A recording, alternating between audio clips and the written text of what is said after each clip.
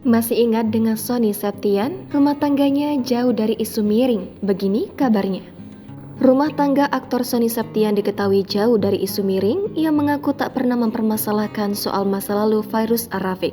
Usai menikah pada tahun 2017 lalu, rumah tangga Sony Septian dan Fairuz Ar-Rafiq bisa dibilang jauh dari pemberitaan gosip miring. Saat ditemui, pria kelahiran 23 September 1988 itu memberikan komentarnya mengenai rumah tangganya bersama Fairuz.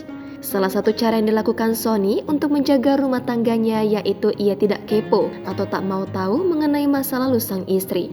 Hal itu bahkan sudah dilakukan pria yang kini berusia 35 tahun ini saat ia berniat menjalin hubungan serius dengan Fairuz Ar-Rafiq.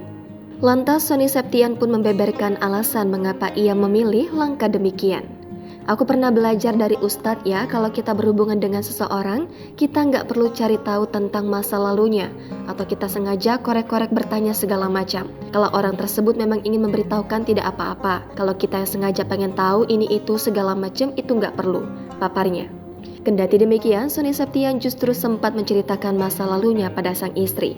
Hal itu dilakukan Sony sebab ia tak ingin Fairuz mengetahuinya dari orang lain.